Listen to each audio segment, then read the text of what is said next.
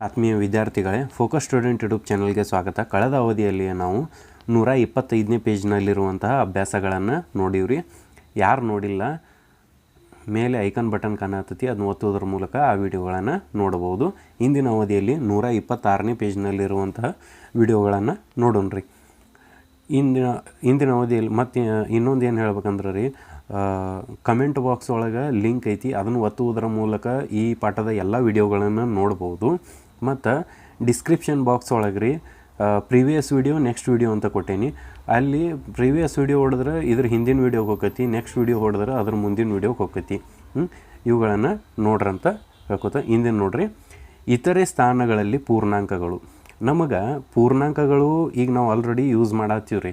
ಇನ್ನು ಅವು ಎಲ್ಲೆಲ್ಲಿ ಯೂಸ್ ಆಕ್ಕವು ಅಂತ ಹೇಳ್ಯಾರು. ಜಮೆ ಮತ್ತು ವೆಚ್ಚ ಅಂತ ಕೊಟ್ಟಾರ.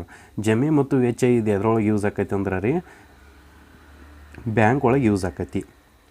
ನೀವು ಕಳೆದ ತಿಂಗಳಿನಿಂದ ಉಳಿತಾಯ ಮಾಡಿದ ಹಣ 100 ರೂಪಾಯಿ ರಿಂದ ಸ್ಥಳೀಯ ಬ್ಯಾಂಕ್ನಲ್ಲಿ ಖಾತೆಯನ್ನು ತೆರೆದಿದ್ದೀರಿ ಎಂದು ಭಾವಿಸೋಣ. ಆದ್ದರಿಂದ ನಿಮ್ಮ ಬ್ಯಾಂಕ್ ಬ್ಯಾಲೆನ್ಸ್ 100 ರಿಂದ ಪ್ರಾರಂಭವಾಗುತ್ತದೆ.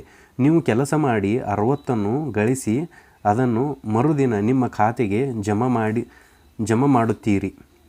ಇದನ್ನು ನಿಮ್ಮ ಪಾಸ್ಬುಕ್ದಲ್ಲಿ ಜಮೆ ಎಂದು ತೋರಿಸಲಾಗುತ್ತದೆ. ಅಂದ್ರೆ ರೀ, ಜಮೆ ಅಂದ್ರೆ ಏನು ರೀ, ನೀವು ನಿಮ್ಮ ಖಾತೆ ಒಳಗೆ, ನಿಮ್ಮ ಅಕೌಂಟ್ ಒಳಗೆ, ಇಲ್ಲ ನೀವು ಚಟಿಗೆ ಮಾಡಿರ್ತಿರಲ್ಲ, ಚಟಿಗೆ ಒಳಗೆ ರೊಕ್ಕ ಹಾಕಿರತ್ತೆ ತಿಳ್ಕೊರಿ, ಅದ ಜಮೆ ಅಂದಂಗೆ. ಹಂಗಾರೆ ನಿಮ್ಮ ಬ್ಯಾಂಕ್ನ ಹೊಸ ಬ್ಯಾಲೆನ್ಸ್ನ ಡ್ಯಾಶ್ ಆಗಿರುತ್ತದೆ. ನೋಡಿರಿ, ಮೊದಲಲ್ಲಿ 100 ಇದ್ದು ರೀ, 100 ರೂಪಾಯಿ ಇದ್ದು, ಪ್ಲಸ್ ಅದಕ್ಕೆ ಏನು ಮಾಡತ್ತೀರಿ, 60 ರೂಪಾಯಿ ಹಾಕಿರಿ, ಎಷ್ಟಾಯ್ತು 160 ರೂಪಾಯಿ ಆಕೈತಿ. ಇನ್ನು ನೋಡಿರಿ, ಮರುದಿನ ನಿಮ್ಮ ಬ್ಯಾಂಕ್ ಖಾತೆಯಿಂದ ವಿದ್ಯುತ್ ಬಿಲ್ಗಾಗಿ 30 ರೂಪಾಯಿ ಪಾವತಿಸುತ್ತೀರಿ. ಇದನ್ನು ನಿಮ್ಮ ಬ್ಯಾಂಕ್ ಪಾಸ್ಬುಕ್ನಲ್ಲಿ ವೆಚ್ಚ ಎಂದು ತೋರಿಸಲಾಗುತ್ತದೆ. ಈಗ ಅಲ್ಲಿ ಏನಂತೀರಿ, ನೀವು ಹಾಕಿರಂದ್ರೆ ಏನಾಕತಿ, ಜಮೆ ಅಂತ ತೋರಿಸ್ತತಿ. ನೀವು ಅಲ್ಲಿಂದ ತೊಗೊಂಡ್ರಂದ್ರೆ ಏನಾಕತಿ, ವೆಚ್ಚ ಆಕೈತಿ. ಹಂಗಾದ್ರೆ ನೋಡಿರಿ, ನಿಮ್ದು 160 ರೂಪಾಯಿ ಐತ್ರಿ, ಅದ್ರೊಳಗೆ ಮೈನಸ್ 30 ರೂಪಾಯಿ ಮಾಡ್ರಿ. ಹಂಗಾರೆ ಎಷ್ಟಾತ್ರಿ, 130 ರೂಪಾಯಿ ಆಯ್ತು.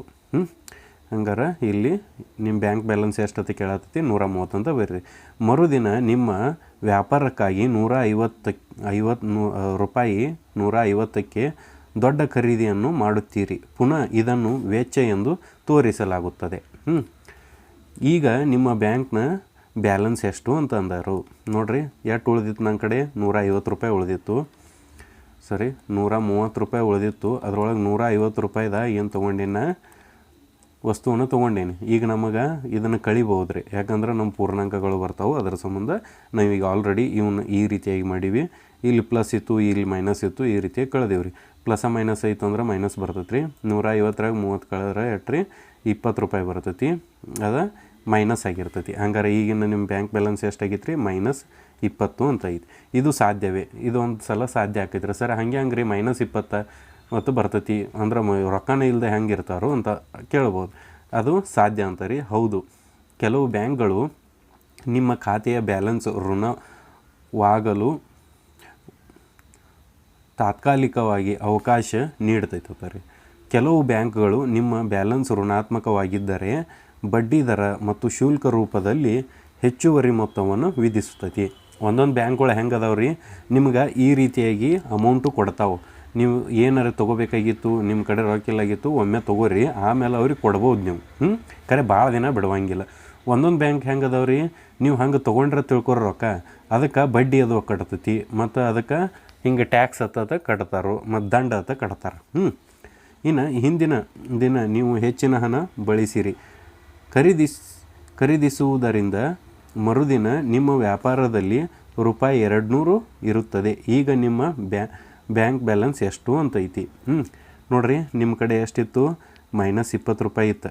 ಮತ್ತೇನು ಮಾಡಿರಿ, ಖರೀದಿಸಿದಿರುವುದರಿಂದ ಅಂದ್ರೆ ಮತ್ತೆ ಖರೀದಿ ಮಾಡಿರಿ. ಎಷ್ಟು ರೀ, ಅದಕ್ಕೆ -200 ಖರೀದಿಸಿರಿ. ಮತ್ತು ಅದಕ್ಕೆ ಇಲ್ಲಿ ಬರ್ದಿತ್ತು ನೋಡಿರಿ, -20 ರೂಪಾಯಿ ಇತ್ತು ನಿಮ್ಮ ಕಡೆ. ಮತ್ತೇನು ಖರೀದಿ ಮಾಡಿರಿ, -200 ರೂಪಾಯಿದು ಖರೀದಿ ಮಾಡಿರಿ. ಹಂಗಾರೆ ಇದು ಎಷ್ಟಾಯ್ತು ರೀ, -220 ಆಯಿತು. ಹಂಗಾರೆ ಇಲ್ಲಿ 220 ಬರ್ತೈತಿ. ಇನ್ನು ನೋಡ್ರಿ, ನೀವು ಜಮೆಗಳನ್ನು ಧನ ಸಂಖ್ಯೆಗಳು ಮತ್ತು ವೆಚ್ಚಗಳನ್ನು ಋಣ ಸಂಖ್ಯೆಗಳು ಎಂದು ಭಾವಿಸಬಹುದು.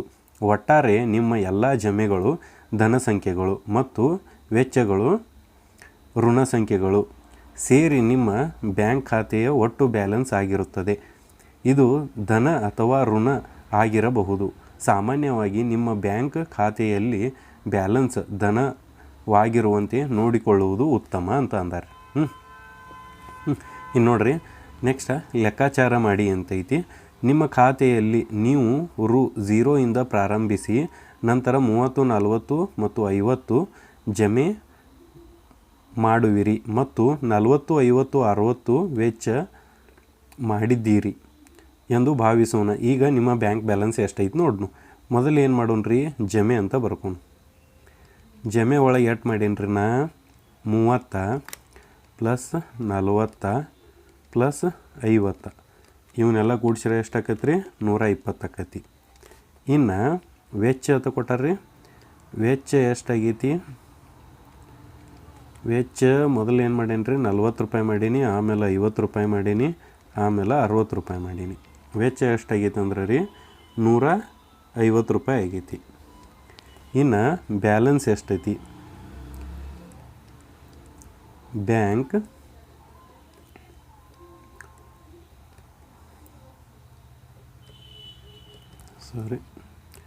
ಬ್ಯಾಂಕ್ ಬ್ಯಾಲೆನ್ಸ್ ಎಷ್ಟೈತ್ರಿ ನೋಡ್ರೆ. ಈಗ ನಿಮ್ಮ ಕಡೆ ಮೊದಲು 120 ರೂಪಾಯಿ ಇತ್ತು, ಆಮೇಲೆ ಎಷ್ಟು ವೆಚ್ಚ ಮಾಡಿರಿ ನೀವು, 150 ರೂಪಾಯಿ ವೆಚ್ಚ ಮಾಡಿರಿ. ಹಂಗಾರೆ ಏನಾತ್ರಿ ಇದು -30 ಆಯ್ತು. ನಿಮ್ಮ ಬ್ಯಾಂಕ್ ಒಳಗೆ ಎಷ್ಟು ಅದಾವೆ ರೀ, -30 ರೂಪಾಯಿ ಅದಾವು ಅಂದಂಗೆ. ನೆಕ್ಸ್ಟ್ ನೋಡಿರಿ, ನಿಮ್ಮ ಬ್ಯಾಂಕ್ ಖಾತೆಯಲ್ಲಿ ನೀವು ರೂಪಾಯಿ 0 ಪ್ರಾರಂಭಿಸಿ ನಂತರ 1 2 3 4 8 16 32 64 ಮತ್ತು 128 ಹೀಗೆ ವೆಚ್ಚ ಮಾಡಿ ಅಂದ್ರೆ ರೀ ವೆಚ್ಚ ಅಂದ್ರೆ ಏನು ರೀ, ತೊಗೊಂಡಿರ ಅಂದಂಗೆ. 1 + 2 + 4 + 8 + 16 + 32 + 64 + 128 ಈ ರೀತಿಯಾಗಿ ಬ್ಯಾಂಕ್ನಿಂದ ತೊಗೊಂಡಿರಿ. ಇವನ್ನೆಲ್ಲ ನೀವು ಕೂಡಿಸಿರಂದ್ರೆ ಎಷ್ಟು ಆಕೈತಂದ್ರೆ ರೀ 255 ರೂಪಾಯಿ ಆಕೈತಿ. ಇಟ್ಟ ಒಟ್ಟು ವೆಚ್ಚ ಮಾಡ್ಯಾರ ನೀವು. ಇನ್ನು ಜಮಾ ಎಷ್ಟು ಮಾಡ್ತೀರಿ, ಜಮೆ ಎಷ್ಟು ಮಾಡಿರಿ, 256 ರೂಪಾಯಿ ಮಾಡಿರಿ. ಹಂಗಾರೆ ಬ್ಯಾಂಕ್ ಬ್ಯಾಲೆನ್ಸ್ ಎಷ್ಟು ಆತು ರೀ, ಬ್ಯಾಂಕ್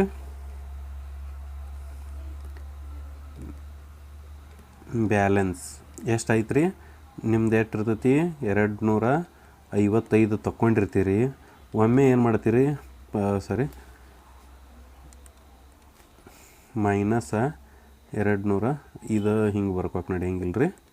ಮೊದಲು ಏನು ಮಾಡಿರಿ, 256 ಬರ್ರಿ, ಒಟ್ಟು -255 ಎಷ್ಟು ರೂಪಾಯಿ ಉಳಿತು, 1 ರೂಪಾಯಿ ಉಳಿತು. ಯಾಕಂದರೆ 250ರಾಗ 155 ತೆಗೆದ್ರೆ ಎಷ್ಟು ರೀ, 1 ಉಳಿತೈತಿ. ಈ ರೀತಿಯಾಗಿ ನೀವು ಮಾಡ್ಬೋದು. ಮುಂದಿನ ಪ್ರಶ್ನೆ ನೋಡಿರಿ, ಸಾಮಾನ್ಯವಾಗಿ ನಿಮ್ಮ ಬ್ಯಾಂಕ್ ಖಾತೆಯಲ್ಲಿ ಧನ ಬ್ಯಾಲೆನ್ಸ್ ಇರುವಂತೆ ನೋಡಿಕೊಳ್ಳುವುದು ಉತ್ತಮ, ಏಕೆ? ಯಾವ ಸಂದರ್ಭದಲ್ಲಿ ತಾತ್ಕಾಲಿಕವಾಗಿ ಋಣ ಬ್ಯಾಲೆನ್ಸ್ ಇರಬಹುದು ಅಂದಾರ್ರಿ. ಇನ್ನು ಕೆಳಗೆ ಇದು ಸೂಚನೆ ಕೊಟ್ಟಾರ ನೋಡ್ರಿ. ನೀವು ನೋಡಿರುವಂತೆ 0 ಒಳಗೊಂಡಂತೆ ಧನ ಮತ್ತು ಋಣ ಸಂಖ್ಯೆಗಳು ಬ್ಯಾಂಕಿಂಗ್ ಮತ್ತು ಲೆಕ್ಕಾಚಾರಗಳಲ್ಲಿ ಜಗತ್ತಿನ ಅತ್ಯಂತ ಉಪಯುಕ್ತವಾಗಿವೆ. ನಮಗೆ ಬ್ಯಾಂಕಿಂಗ್ ಒಳಗಿವ ಯೂಸ್ ಆಗ್ಯಾವ ಅಂತ ಅಂತಾರೆ ನೋಡ್ರಿ. ಮೊದಲ ಏನಂದಾರ ಅವ್ರ, ಧನ ಸಂಖ್ಯೆ ಇಡೋದು ಉತ್ತಮತ. ಯಾಕಂದ್ರೆ ರೀ ನೋಡ್ರಿ, ಏಕೆಂದರೆ ನಮಗೆ ದಂಡವನ್ನು ನೀಡಬೇಕಾಕೈತಿ. ನಾವು ಒಂದು ವೇಳೆ ಋಣ ಸಂಖ್ಯೆ ಇಟ್ಟು ತಿಳ್ಕೊರಿ, ಟ್ಯಾಕ್ಸ್ ನೀಡಬೇಕಾಕೈತಿ ಮತ್ತು ಬ್ಯಾಂಕ್ನೊಂದಿಗೆ ಒಳ್ಳೆಯ ಸಂಬಂಧ ಉಳಿಸ್ಕೊಳಕ್ಕಾಗಂಗಿಲ್ಲ.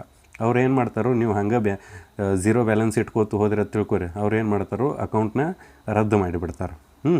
ಇಲ್ಲಾಗಿತ್ತಂದ್ರೆ ನೀವು ಏನರ ರೊಕ್ಕ ಹಾಕಿರಿ, ಅವ್ನು ಕಟ್ ಮಾಡ್ಕೊಂಡು ಆಮೇಲೆ ಅವು ಎಷ್ಟು ಉಳಿತಾವಲ್ಲ ನಿಮಗೆ ಕೊಡ್ತಾರೆ. ಅಲ್ಲಿ ಸಂಬಂಧ ಸರಿ ಉಳಿಯಂಗಿಲ್ಲ ರೀ. ಇನ್ನು ಯಾವ ಸಂದರ್ಭದಲ್ಲಿ ನಾವು ತಾತ್ಕಾಲಿಕ ಋಣ ಬ್ಯಾಲೆನ್ಸ್ ಇಡಬಹುದು ಅಂದ್ರೆ ರೀ, ನಿಮಗೇನರ ಮನ್ಯಾಗ ರೊಕ್ಕ ಇರಲಿಲ್ಲ ಅಥವಾ ಹಾಸ್ಪಿಟಲ್ ಬೇಕಾಗಿತ್ತು, ಈ ರೀತಿಯಾಗಿತ್ತಂದ್ರೆ ನೀವು ತುರ್ತು ಸಂದರ್ಭಗಳಲ್ಲಿ ತೊಗೋಬಹುದು. ಮತ್ತು ವ್ಯವಹಾರಕ್ಕಾಗಿ ಏನರ ಒಂದು ವ್ಯಾಪಾರ ಮಾಡಕತ್ತೀರಿ, ಏನರ ಒಂದು ಬಿಸ್ನೆಸ್ ಮಾಡಾಕತ್ತೀರಂದ್ರೆ ಅವಾಗ ನೀವು ಈ ರೀತಿಯಾಗಿ ತೊಗೋಬೋದು. ಇಲ್ಲಿಯವರೆಗೆ ಎಷ್ಟು ಸಾಕ್ರಿ. ಮುಂದಿನ ಅವಧಿಯಲ್ಲಿ ಮುಂದಿನ ಅಭ್ಯಾಸದ ಬಗ್ಗೆ ನೋಡೋಣ. ಧನ್ಯವಾದಗಳು. ಇನ್ನೂ ಯಾರು ಚಾನಲ್ನ ಸಬ್ಸ್ಕ್ರೈಬ್ ಮಾಡಿಲ್ಲ ಸಬ್ಸ್ಕ್ರೈಬ್ ಮಾಡಿರಿ. ಸಬ್ಸ್ಕ್ರೈಬ್ ಮಾಡೋದ್ರಿಂದ ನಿಮ್ಗೆ ಹೊಸ ಹೊಸ ವೀಡಿಯೋಗಳು ದೊರೀತಾವೆ. ಹೊಸ ವೀಡಿಯೋ ಮತ್ತು ನಿಮಗೆ ನಾವು ವಿಡಿಯೋ ಹಾಕಿದ್ದೀವಿ ಅಂದ್ರೆ ನೋಟಿಫಿಕೇಷನ್ ಬರ್ತೈತಿ. ಹಂಗೆ ನಮ್ಮ ಪ್ರೋತ್ಸಾಹ ಸಿಗ್ತೈತೆ ರೀ. ಧನ್ಯವಾದಗಳು.